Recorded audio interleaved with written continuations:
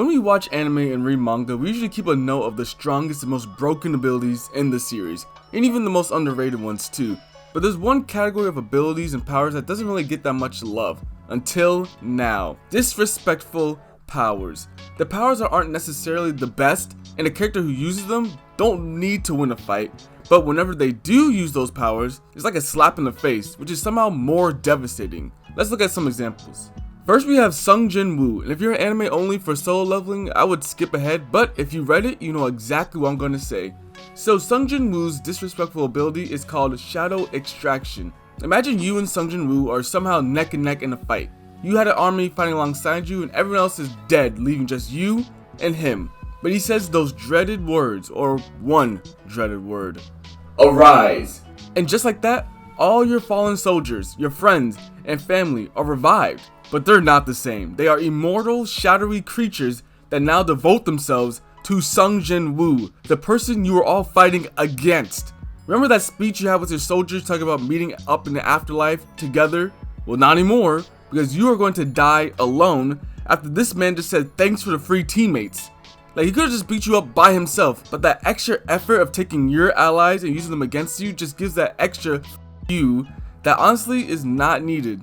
Next is F. Scott Fitzgerald from Bungo Stray Dogs. I don't think I said that right, but honestly this is one of the most underrated shows in all time. It's so good, I just don't see many people talking about it. Anyways, Fitzgerald's power is called the Great Fitzgerald, go figure, and it gives him a boost in his physical abilities depending on how much money he spends. It's kind of like One for All from My Hero, but instead of gaining power through a generation, it gains powers through selling stocks. And it's not just a little power up either. Fitzgerald was dog walking the main character who could transform into this giant tiger beast thing, having impressive speed and strength. Plus, this big spender was giving this guy trouble, who was the main antagonist for a time. It's not like Fitzgerald was a crazy strong person before either. He's just a normal person like you and I. The reason why this power is so disrespectful is because as you're getting beat to a pulp with every single punch he lands, you have to realize that the only reason that you're losing and getting messed up is because this man is richer than you. And that's it. Now, Magna Swing from Black Clover wasn't my first choice when I was looking for disrespectful powers, because fire magic is pretty straightforward and not bad at all. That is until I remembered that one spell, Soul Chain Deathmatch. This spell creates a fiery chain that connects the two souls of the user and the target, and it evenly splits the total magic power between the two. Now, from our perspective and Magna's, this spell isn't really disrespectful.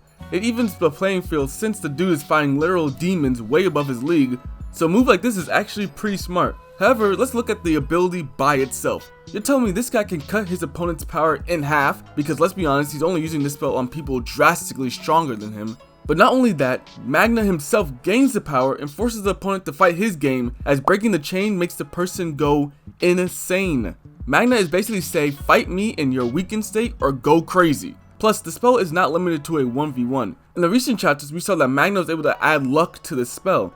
Meaning, if the total magic power is split evenly and everyone gets a third of the power, a 2v1, Luck and Magna versus the opponent, statistically should always win, as it's 2/3 against 1/3. The name Deathmatch says it all. Star and Stripes' quirk New Order is 100% overpowered in My Hero, which is why she need to be taken out of the story, but also it's 100% disrespectful. Cause look, New Order allows the user to create 2 rules on herself, surroundings, and even other people. That's just the law now, I guess. What is the limit to this crazy power? She just has to touch whatever she wants to put a rule on and say its name. So incredibly easy to use. Do you need air to breathe? New Order will take that away. Think you can beat Star and Stripe in pure strength? New Order can make her stronger or make you weaker.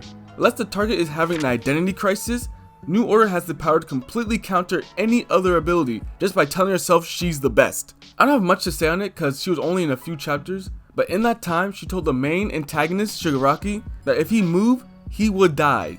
Which would have worked if not for All For One messing with his identity and all that stuff. Then she created a giant air mech, essentially, that could palm tactical nukes. She did not need to do all of that. Like, this quirk had to be on this list. The final one for this video is gonna be, let me just roll a clip. With this treasure, I summon. Yeah, you had to expect this one here, because look, in anime, it's an unspoken rule that when you're fighting an opponent and you lose, that's pretty much it, you lost, it's over. except for some characters who can't handle that fact, especially Megami using his 10 Shadows technique. In Jujutsu Kaisen, the 10 Shadows technique allows the user to summon 10 different creatures with different abilities to help fight. The arguably best and definitely the most disrespectful one is Maharaga, with the ability to adapt to any and every phenomenon. Meaning if you're not strong enough to destroy it in 1 or 2 shots before it adapts, you lost.